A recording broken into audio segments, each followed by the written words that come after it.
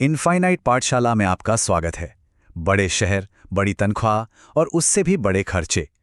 तो सवाल ये है कि क्या दिल्ली, मुंबई या बेंगलुरु जैसे शहरों में एक शुरुआती सैलरी पर अच्छी तरह रहना और पैसे बचाना, क्या ये मुमकिन भी है? चलिए आज इसी मुश्किल सवाल का जवाब ढूंढने की कोशिश करते हैं। ये सवाल यकीनन हर उस इंसान के मन में आता है जो बड़े शहर में अपना करियर बनाने का सपना लेकर आता है। तो चलिए इस पूरे विश्लेषण में हम 25,000 से लेकर 1 लाख रुपए तक की सैलरी पर एक कह सकते हैं एक प्रैक्टिकल फाइनेंशियल रोडमैप तैयार करते हैं। एक ऐसा रोडमैप जो सिर्फ शहर में टिके रहने मतलब सर्वाइव करने में नहीं, बल्कि सही मायनों में आगे बढ़ने यानी थ्राइव करने में मदद करेगा। तो देखिए हमारा गेम प्लान कुछ ऐसा रहेगा। सबसे पहले लेवल 1 25,000 रुपए की स्मार्ट शुरुआत, फिर लेवल अप करेंगे 50,000 रुपए पर। उसके बाद देखेंगे 1 लाख रुपए का वो खतरनाक जाल क्या है, और आखिर में कुछ ऐसे गोल्डन रूल्स की बात करेंगे जो हर सैलरी पर लागू होते हैं, और समझेंगे कि फाइनेंशियल आज़ादी का असली मतलब आखिर है क्या। तो चलिए शुरू करते हैं लेवल 1 से। 25,000 रुपए की मंथली सैलरी। देखिए ये सर्वाइवल का लेवल है। एक ऐसा लेवल जहां हर 1 रुपए का हिसाब रखना और समझदारी से खर्च करना ही सबसे बड़ा चैलेंज है। अब 25,000 रुपए की सैलरी में जो सबसे बड़ी चुनौती आती है वो है रहने की जगह, हाउसिंग। ये अकेला खर्चा बजट का करीब करीब 40 से 50% तक खा जाता है। सोचिए।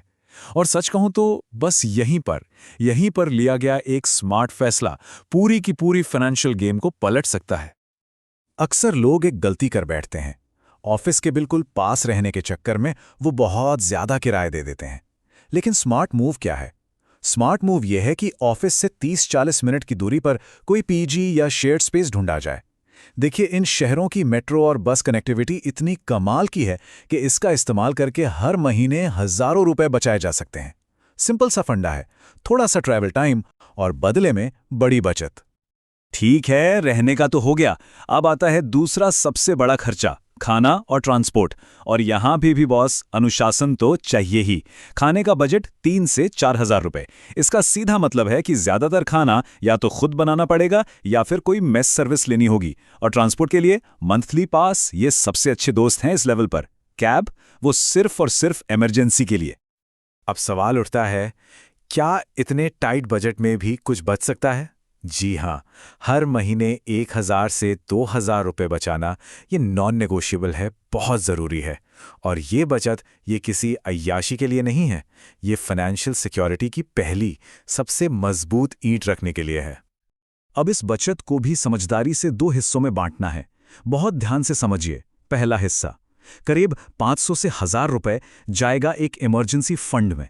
ये एक तरह का सुरक्षा कवच है जो अचानक कोई मुश्किल आने पर आपको कर्ज लेने से बचाएगा। और जो बाकी के 500 से 1,000 रुपए बचे, उससे निफ्टी 50 इंडेक्स फंड में एक एसआईपी शुरू करनी है। ये क्या है? ये फंड देश की 50 सबसे बड़ी कंपनियों में पैसा लगाता है और लंबे समय में वेल्थ बनाने का ये सबसे आसान और सबसे असरदार तरीका माना जाता है। तो ये था लेवल 1। चलिए अब गेम को लेवल अप करते हैं और चलते हैं अगले लेवल पर। देखते हैं कि जब सैलरी डबल होती है तो मौके और साथ ही जिम्मेदारियां कैसे बदल जाती हैं। तो 50,000 रुपए की सैलरी, यहां पे सारे खर्चे आराम से 30-35 हजार में सिमट सकते हैं। इसका मतलब महीने के आखिर में हाथ में 15 से 20,000 रुपए का सरप्लस। ये एक गेम चेंजर है। अब खेल सिर्फ सर्वाइवल का नहीं रहा, अब खेल है स्ट्रेटेजिक ग्रोथ का। इस सैलरी पर रहने के लिए थोड़ी और सहूलियत मिल जाती है। अब 2 अच्छे ऑप्शन खुल जाते हैं। पहला, या तो ऑफिस के पास एक बढ़िया प्रीमियम पीजी में रहा जाए जहां शायद सिर्फ एक ही रूममेट हो, या फिर दूसरा ऑप्शन एक अच्छे कंपैटिबल फ्लैटमेट के साथ एक 2 BHK फ्लैट शेयर कर लिया जाए। इसमें आज़ादी भी ज्यादा है और अपना किचन भी मिलता है। हाँ, लाइफस्टाइल को अपग्रेड जरूर करना है, लेकिन कंट्रोल के साथ। खाने का बजट बढ़कर 5-6 हज़ार हो सकता है। मतलब अब कभी कभी बाहर से ऑर्डर करना या किसी लोकल रेस्टोरेंट में खाना पीना चल सकता है। ट्रांसपोर्ट में अभी भी मेन फोकस पब्लिक ट्रांसपोर्ट पर ही रहेगा, लेकिन हाँ, अब जरूरत पड़ने पर कैब लेने की सहूलियत जरूर होगी। लेकिन जो सरप्लस इनकम है उसका सबसे अच्छा, सबसे स्मार्ट इस्तेमाल है खुद पर इन्वेस्ट करना।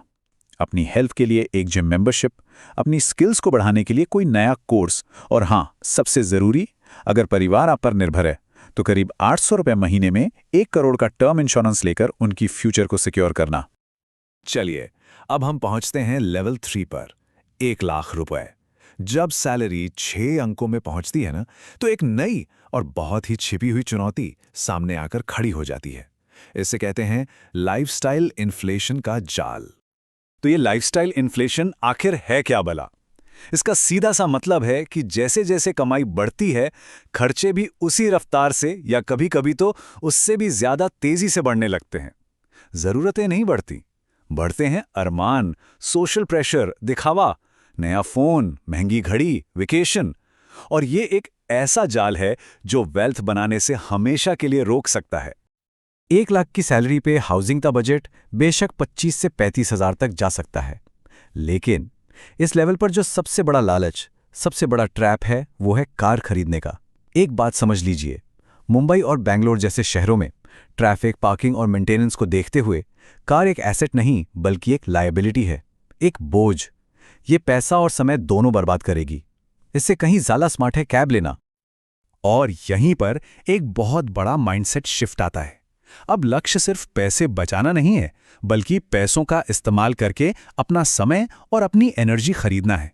सोचिए, एक कुक या हाउस हेल्प रखना, टैक्स फाइलिंग जैसी चीजों के लिए किसी प्रोफेशनल को पे करना, ये सब करके जो समय और मेंटल पीस मिलेगा, उसे उन कामों में लगाना है जो करियर ग्रोथ के लिए सबसे ज्यादा जरूरी हैं। और कमाल की बात यह है कि ये सब करने के बाद भी महीने के 20 से 30 हज़ार आराम से बचाए जा सकते हैं। अब इसे कैसे बांटना है? 5,000 इमरजेंसी फंड में, 5,000 अपनी लर्निंग और अपस्किलिंग पर, और पूरे 20,000 रुपए इन्वेस्टमेंट में। और इस बार इन्वेस्टमेंट को थोड़ा डाइवर्सिफाई करना है। निफ्टी 50 तो रहेगा ही, उसके साथ साथ एक फ्लेक्सी कैप फंड जो हर तरह की कंपनियों में पैसा लगाता है, और एक स्मॉल कैप फंड जो छोटी हाई ग्रोथ कंपनियों पर फोकस करता है।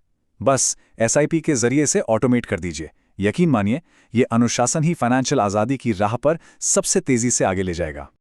ठीक है, तो हमने तीनों लेवल्स को समझ लिया। अब बात करते हैं उन 3 गोल्डन रूल्स की जो हर सैलरी लेवल पर हर किसी के लिए लागू होते हैं, चाहे कोई 25,000 कमा रहा हो या 1 लाख।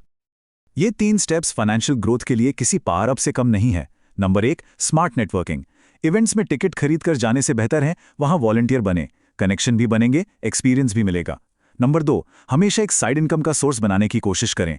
और नंबर 3, हर 2.5-3 साल में एक स्ट्रेटेजिक जॉब स्विच प्लान करें जिससे औसतन 20-25% की सैलरी हाइक मिल सके। तो ग्रोथ के नियम तो हमने जान लिए, लेकिन अब उन आम गलतियों को समझना भी उतना ही जरूरी है जो इस पूरे सफर को पटरी से उतार सकती हैं। इससे फर्क नहीं पड़ता कि इनकम क्या है। ये एक बात हमेशा गांठ बांध लेनी चाहिए, जिस पैसे को इतनी मेहनत से कमाया जाता है, उस पैसे को उतनी ही इज्जत से, उतनी ही समझदारी से खर्च भी करना चाहिए। फाइनेंशियल डिसिप्लिन के 3 सबसे बड़े दुश्मन हैं, इनसे बचकर रहना है। पहला, क्रेडिट कार्ड और पर्सनल लोन का जाल। अपनी ख्वाहिशों के लिए कभी भी महंगा कर्ज मत लीजिए। दूसरा, खर्चों को ट्रैक ना करना। आज यूपीआई के जमाने में ये पता ही नहीं चलता कि पैसा कहाँ जा रहा है। हर रुपए का हिसाब रखना जरूरी है। और तीसरा, वही अनकंट्रोल्ड लाइफस्टाइल, इन्फ्लेशन। एक सिंपल सा नियम बना लीजिए, अगर सैलरी 25% बढ़े तो खर्चे सिर्फ 10% बढ़ने चाहिए, बाकी का 10% सीधा इन्वेस्टमेंट में जाएगा। तो आखिर में बात इस पर आती है कि बड़े शहर में फाइनेंशियल सफलता सिर्फ सैलरी के नंबर पर डिपेंड नहीं करती। नहीं, ये एक माइंडसेट पर, एक सोच पर निर्भर करती है। इसे बिग सिटी पैराडॉक्स भी कहते हैं। बड़े शहर एक हाथ से ज्यादा कमाने का मौका देते हैं तो दूसरे हाथ से खर्च करने के 1000 लालच भी सामने रख देते हैं। और अगर कोई ज्यादा कमाकर ज्यादा खर्च भी कर देता है तो वो फाइनेंशियली असल में वहीं का वहीं खड़ा रह जाता है। तो असली लक्ष्य क्या है? शहर के मौकों का इस्तेमाल करके ज्यादा कमाना और फिर स्मार्ट खर्च करके ज्यादा से ज्यादा बचाना और इन्वेस्ट करना। तो ये सवाल खुद से पूछने वाला है कि असली फाइनेंशियल आज़ादी क्या है? ये कि कितना कमाया जाता है या ये कि उसमें से कितना बचाया जाता है? देखने के लिए धन्यवाद। कृपया बने रहें।